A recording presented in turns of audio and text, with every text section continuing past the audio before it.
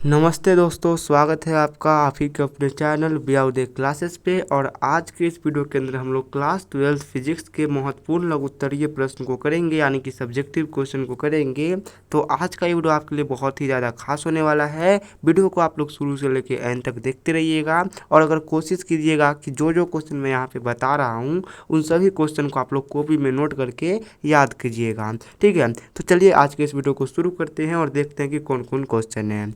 पहला क्वेश्चन ये है कि वैद्युत विभव क्या है, इसका एसआई मात्रक लिखिए। तो इसका आंसर ऐसे होगा कि किसी एकांक आवेश को अनंत से किसी बिंदु तक लाने में किया गया कार्य वैद्युत विभव कहलाता है। तो वैद्युत विभव किसे कहते हैं? तो किसी भी एकांक धनावेश को अनंत से किसी बिंदु तक लाने में जो भी कार्य हमें करना पड़ता है उसे ही हम लोग विद्युत विभव कहते हैं।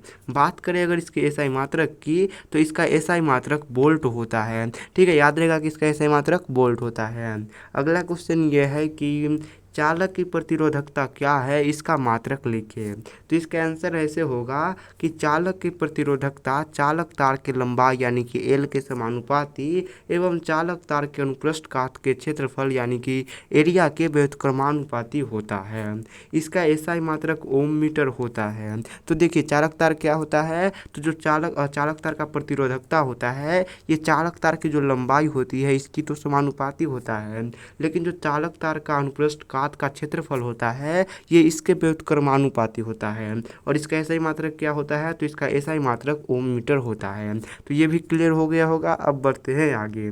3 नंबर जो अपना क्वेश्चन है वो ये है कि विभव मापी सिद्धांत को लिखिए। तो ये भी काफ़ी इंपॉर्टेंट क्वेश्चन है, इसे आप लोग ध्यान से याद रखिएगा। इसका आंसर ऐसे है कि जब एक समान अनुप्रस्थ काट के एक चालक में वैद्युत धारा प्रवाहित की जाती है तो इसका किसी भी भाग पर भी मापी उसके अनुक्रमानुपाती होती है। तो क्या होता है विद्युत मापी, आपको समझ में आ गया। इसे भी आप लोग लिख करके कॉपी में और याद कर लीजिएगा। अगला क्वेश्चन 4 नंबर बहुत ही इंपॉर्टेंट क्वेश्चन है। क्वेश्चन यह है कि पोलोराइड क्या है। तो आप लोग याद रखिएगा ध्यान से कि पोलोराइड एक ऐसी व्यवस्था है जिसमें रचनात्मक शोषण के द्वारा धूर्ती प्रकाश उत्पन्न किया जाता है। तो पोलोराइड क्या है, तो पोलोराइड आप लोग को एक प्रकार की व्यवस्था होती है और इस व्यवस्था में क्या किया जाता है, तो रचनात्मक शोषण के द्वारा ध्रुति प्रकाश उत्पन्न किया जाता है। अब देखिए जो 5 नंबर अपना क्वेश्चन है वो ये कह रहा है कि वैद्युत फ्लक्स से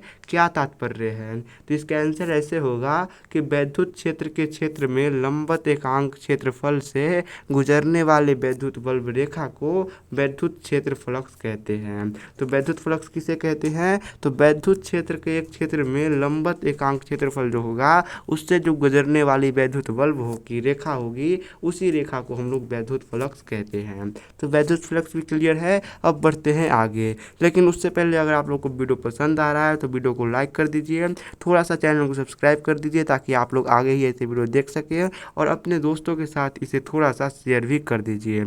अब देखिए अब जो अपना 6 नंबर क्वेश्चन है वो ये है कि वैद्युत संधारित्र से आप क्या समझते हैं। और ये भी इम्पोर्टेंट क्वेश्चन है। तो याद रखिएगा कि वैद्युत संधारित्र एक ऐसी युक्ति है यानी कि एक ऐसी यंत्र है जो चालक तार में बिना कोई परिवर्तन किए हुए उस पर पर्याप्त मात्रा में आवेश संचित करता है। तो क्या है विद्युत संधारित्र, तो ये एक प्रकार का युक्ति है जो क्या करता है, तो चालक तार में बिना कोई परिवर्तन किए हुए उस पर पर्याप्त मात्रा में आवेश संचित करता है। नॉर्मली अगर हम लोग आवेश संचित करते हैं तो जो चालक तार होता है इसके क्या होता है, तो इसके लंबाई वगैरह में परिवर्तन हो जाता है। लेकिन ये जो विद्युत संधारित्र है ये ऐसा नहीं होने देता है, ये बिना किसी परिवर्तन के ही उसमें आवेश संचित कर देता है।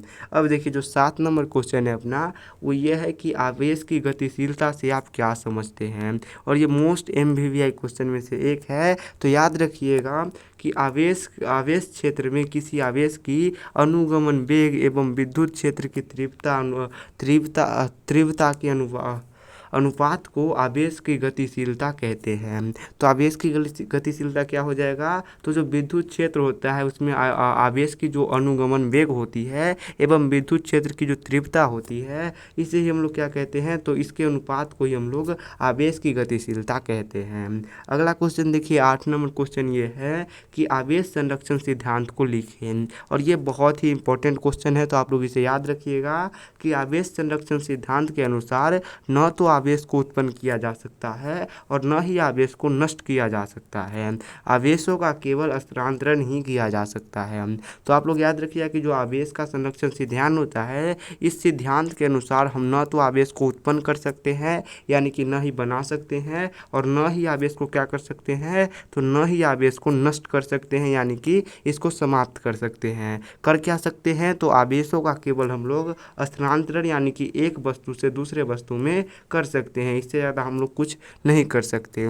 तो यही था आज का वीडियो। होप कि आप लोग को ये वीडियो पसंद आया। अगर आप लोग को पसंद आया तो प्लीज़ लाइक वगैरह कर दीजिए। मिलते हैं नेक्स्ट वीडियो, तब तक के लिए बाय बाय।